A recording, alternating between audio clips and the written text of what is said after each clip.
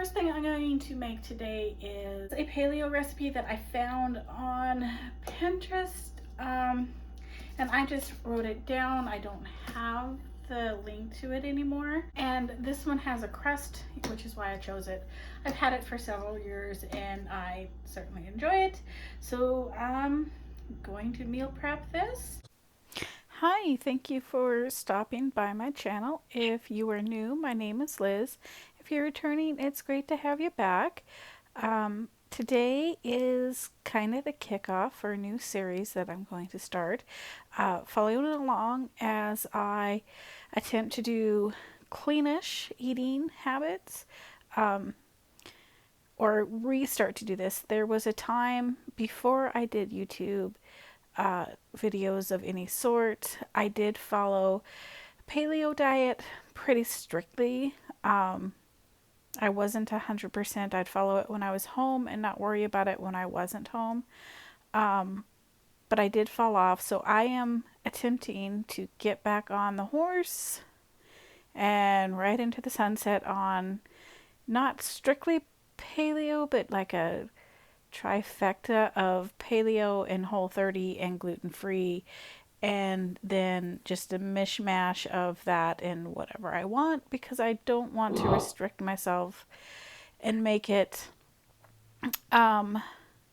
impossible to stick to it. I find it very hard to stick to things when I'm restricting myself, and for some reason I decided to measure out my salt and pepper. I normally don't measure out any ingredients. I just dump, like my garlic.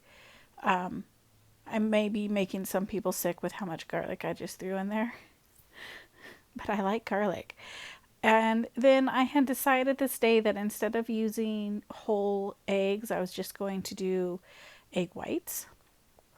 So just the dumping it in may have been a huge mistake because I had way too much and it took forever for it to cook that day. But here I am mixing it all up and I'm going through the steps. I'm not going to share every step I make in the video. If I can find the recipe, I'll link it so that you can go check it out, because this is not my recipe. I did get this off of Pinterest years ago. And I added something that is completely non-paleo, but it was in my fridge and I needed to use it up. So I dumped in cheese and my favorite ingredient, bacon.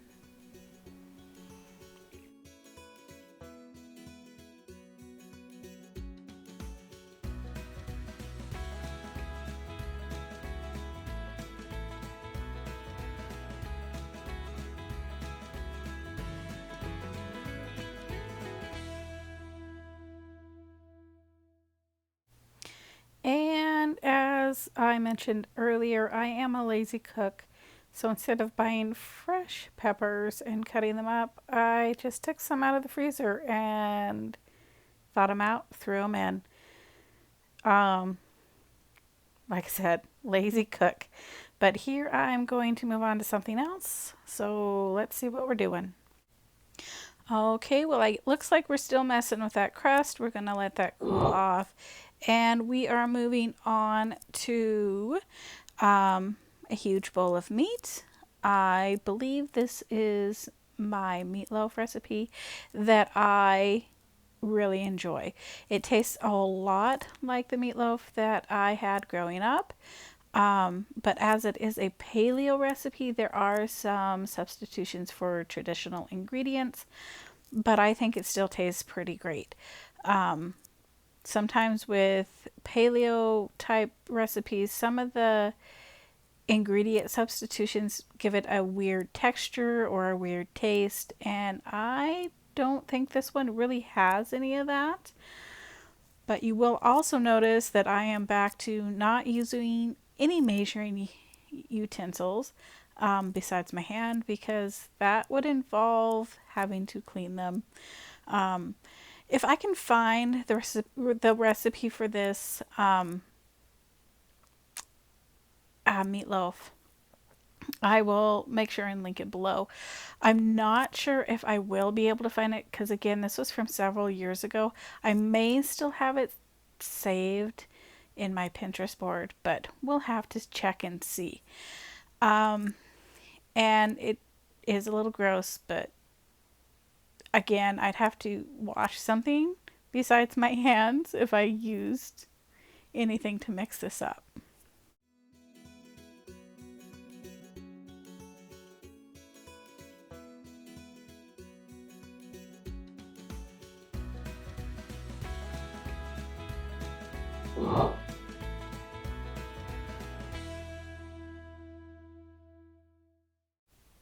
Okay, so I know some of you are thinking, I thought you said this was paleo, but you're dumping in store-bought ketchup. Yeah, this is where my mishmash comes in. This was already in the fridge. I don't like paleo ketchup. I really haven't found a paleo condiment that I really enjoy. So this is where part of my compromise on that is coming in. You do you, and I'll use store-bought ketchup. It was, what was it, like low salt or no sugar added or some type of ketchup. I'm not sure, but I did that up, and that was actually the rub for the meatloaf when it comes out. And now here I'm just cutting up some zucchini. I'm doing a super simple, just throw in a bag and then freeze.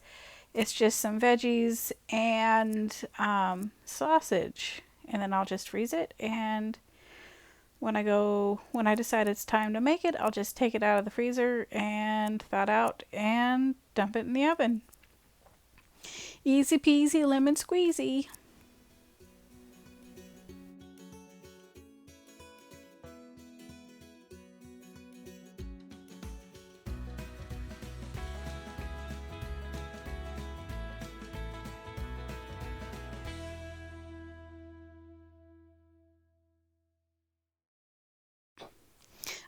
So this next recipe is from one of my favorite cookbooks, and I'll show that here on the screen here in just a minute. I'm going to pull it out of the cupboard as I'm going through this, and I'll show you.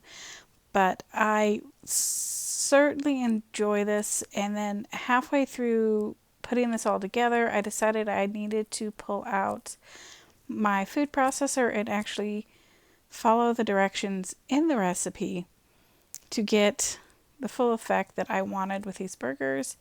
And that is coming right up here.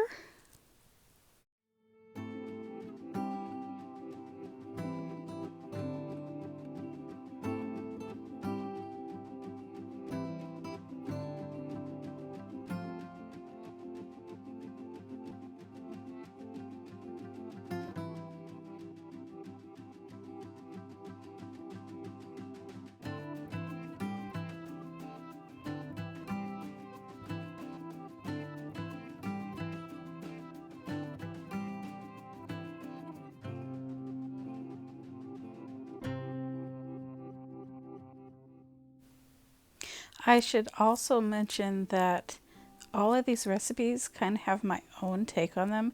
So you're going to see me do things that if you do have that recipe or do see the recipe, you're going to see that some of the things I'm doing aren't in it.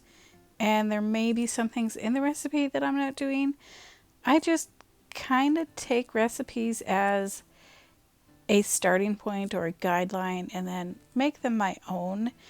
So none of these meal prep meals that I'm doing is going to be an exact replica of what is going on within the recipe itself.